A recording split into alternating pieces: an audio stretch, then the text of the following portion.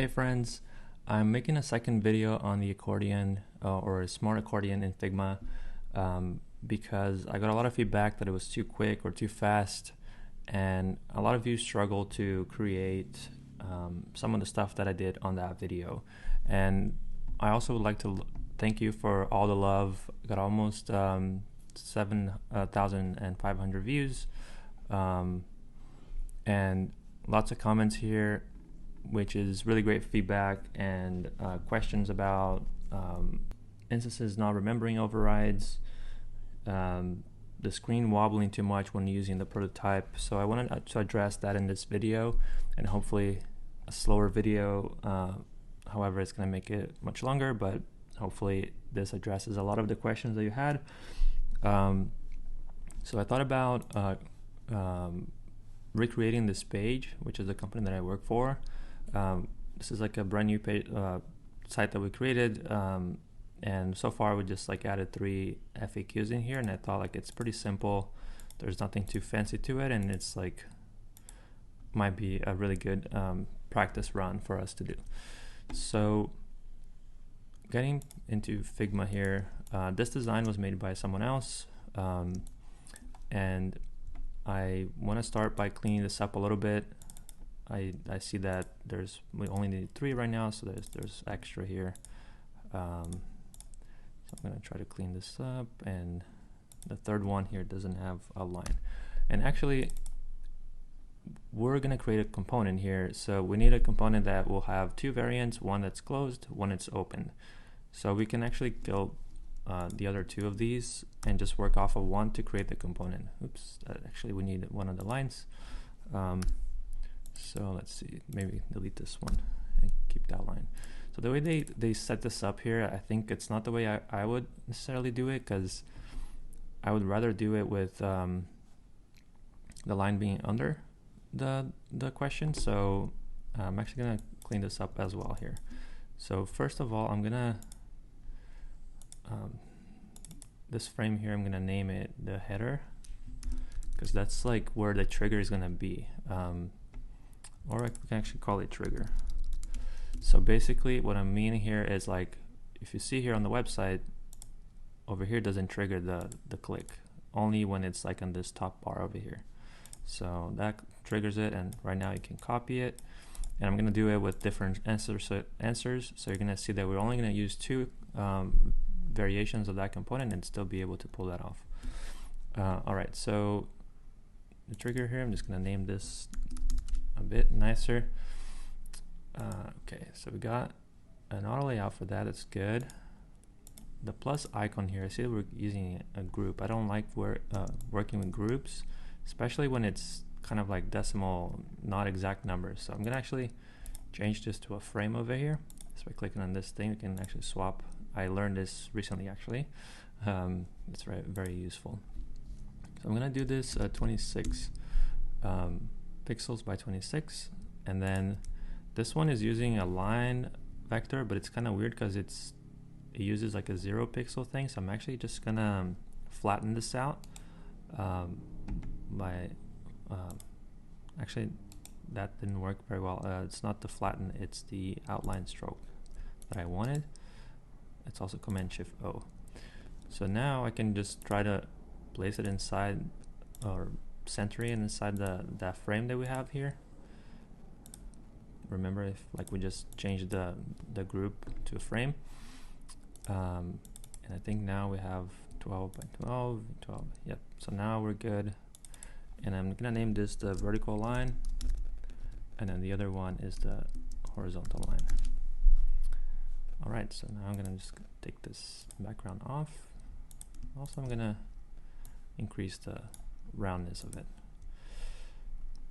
Alright, so we got our header here, or our trigger, and we need another. We have a frame here, but I'm gonna do it with auto layout. I just pressed the Shift A. I don't know if you saw it, but I'm going back now. So if you see here, press Shift A, it turns that frame into an auto layout. So now I'm gonna press down on the keyboard to swap the order of it. So like it's just like sending the line up or down there. And then the distance here, I think it's 48 on the website. It's 45, but I don't like, I like using the multiples of 8, so I'm just going to do 48. And then also we have to figure out what the size of this copy is. 24 pixels, and same thing as here, 24 pixels. So I'm just going to copy this text. And then we created this auto layout. It's FAQ queues. I'm just going to call it FAQ item. And then paste the text inside that. And I see like right now it's too much spacing between the two. So we actually need to wrap this one in another auto layout to kind of combine these two a little bit closer. So I'm gonna wrap this again like Shift A on the trigger on that one, and you see that it wrapped in a frame. I'm gonna call that content. So the only thing outside that is gonna be the line. So now I'm gonna bring the subtitle inside the content frame, and we have that a little bit closer now. Hopefully this is not a bit too fast. Also, when I added the the second auto layout wrapper here, it automatically adds some padding. I'm gonna take that off. Okay, so now we have a wrapper on. Oops, sorry. So we have a wrapper over here. If you look on the on this frame over here, this the trigger, and then a wrapper that wraps the trigger and the subtitle. And then here I'm going to actually write a description, call it description. And then we have our icon, which is all good.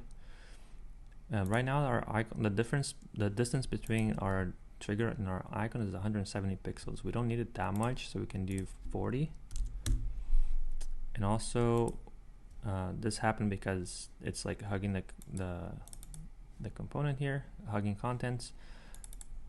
Before it was 170, remember it? So now we made it 40, so that's why that happened. But instead of doing a fixed width for the question, we can just do fill container, and then now the container also should be fill container, because it will fill the container of the content. So now the content also has to fill the one that's outside, which is the FAQ item, the one that's wrapping everything. So we got a few wrappers here: FAQ item, which holds the line of the content, and the content, which holds the description, and the trigger, which is the top bar. The trigger holds the plus sign and the title. The reason we separated the text here from the title is just because the text won't be clickable later. So right now we have a 40 pixel distance between the icon and here. So when the title hits here, it's gonna start breaking. Oops. So let's say if I start writing here, it will start breaking down, and it's not gonna go over or too close to the plus sign. So we should do the same with the description here. It shouldn't go under that. So I'm gonna grab the size here, 919, and make that a fixed width. So this is gonna happen the same thing. So if I copy this and paste a few times, you're gonna see that it's not gonna go under the plus sign there, and that's what we want. All right, so now we need to do a distance here, and this is using 25 pixel on top, and then 5 pixels padding here. So 25, that's like 30 pixels. So I'm gonna add like maybe 32 here. And then from that to here is 48. 32 seems like a lot, so maybe I'll do like 24. So we got 24 here and 28 here. So that's kind of a nice. So now we just need to make this into a component. I'm actually gonna bring this out here. This is gonna be also actually our accordion. So Now just Command Option K makes that into a component, and then we're gonna make a variant out of it. So this variant, we're gonna go to the main component here and make this property say open and the question mark, and then this one, it's gonna be the open one, so we're gonna say yes, and this one is gonna be the closed one. So open question mark, this is no, and we're gonna hide this one. I hid it by hitting Command, I'm gonna go back, Command Shift H. So now we have this guy and then this guy. This is the open one, this is the closed one. And the reason why I said yes and no and did it this way, basically says like open, no, and yes. This is the no one, this is the yes. Because again, when you're using it outside, you can actually do this. It just becomes a toggle over here. And if you did something like saying, let's say open and closed, you're not gonna get the toggle. You're just gonna get this little thing, which is also fine. But I like when it's only two options. I like the toggle better. And then one thing I forgot is that we just have to turn this guy around, so it's gonna change into. We're not gonna be using Smart Animate here, so we could just delete one of them. All right, so here now we're gonna create the interactive prototype. We're selecting, oh, right now I selected the content, which is the wrong one. I'll select the trigger here and say that when I click on that trigger, it's gonna, this shows because I created the variant, this change to option. If it wasn't a variant, it wouldn't show. For example, let me just, by the way, I'm doing option 9 and option 8 to change between prototype and design here. So option 8 is design, option 9 is prototype. All right, so let's say if these two weren't component set, basically. What I have to do here is like remove them, detach the instance, and detach this one just to show you. So if these two now were components, let's say create multiple components. Say this one is closed and this one is open. So now if we want to prototype, again, option 9, prototype that, it's not gonna, the change to is gonna be grayed out because it's not gonna understand that we're trying to change between variants. So that's why that shows here. This was one of the questions in the comments, and that's why you see that.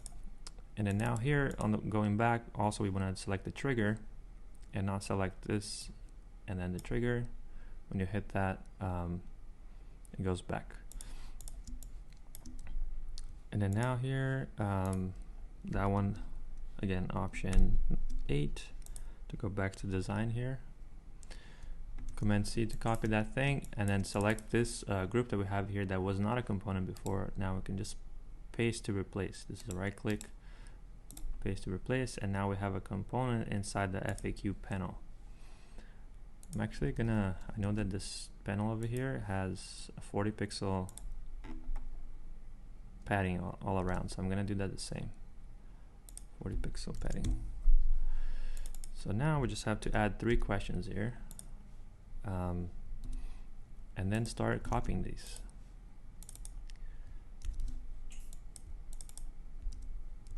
Our blueprints.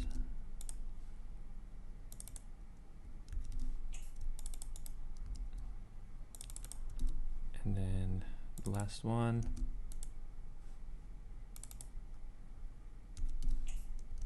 And by the way, if you don't know how to bring this up, is Command Shift C brings up the DevTools on Chrome, and then it already has the select an element toggled on, so you can just hover something and then copy the text.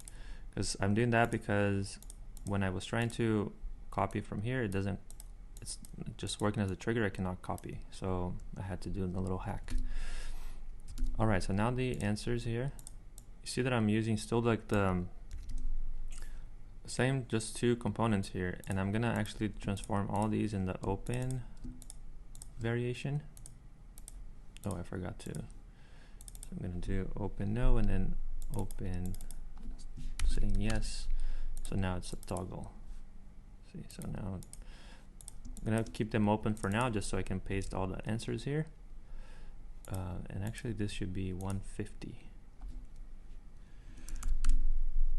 It's a good rule of thumb to usually use 150 between them for like body text, because it's like 1.5 sizes of its height. So the second answer, and then this is the third answer. Don't worry too much about the content on the page right now. We'll fix this in just a minute. Alright, so now that we have that, I can just close them again. Alright, so these blobs, they will make it a little bit difficult when I create. So my idea here now is, because to make this work just the way it does here, that it's going to push the content up and down, basically increasing the height of the website. This main container, this main page, has to be an auto layout.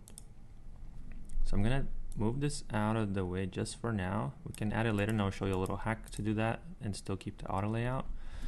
And then I'm gonna change this into an auto layout, because we have all blocks now. So we have a block here, a block here. So the auto layout should work just fine. By the way, that's an outline view, sorry, which is just Command Y on Mac, and I don't know what it is on PC, but you can come over here and say outlines, and you see that. Okay, so let's make this into an auto layout. Shift 8, and this goes all out of whack, so we can just change it over here to say top center. 222 is a lucky number, by the way. But so let's say instead of 222, let's just do 100 for now. So it's looking a little bit more decent. And then now let's see how things are working. Let's see if everything seems like it's okay. All right, so here we have the trigger now, and it's working as expected. It's going down, up and down, and the trigger is only on top as expected. But someone mentioned that it would wobble the page, and I think like something like that. If you scroll down, something, I'm trying to recreate that.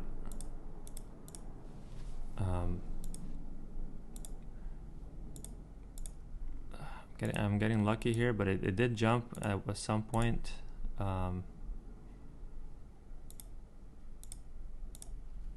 Yeah, but another thing, I think when you do smart animate here, it will create that, and then that might just be a. By the way, I also forgot to change here, but you can also do preserve scroll position, and it would help with that on the instant type of interaction. For example, right now it's instant. I think if it's smart animate, it will get a little messed up.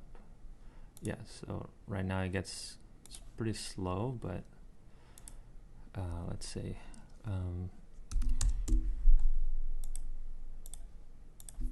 But 160, I don't know if that will change much. Yeah, so the smart animate gets kind of weird, and I think like for prototype purposes, if you wanna do something like this, I think you should be using the instant one.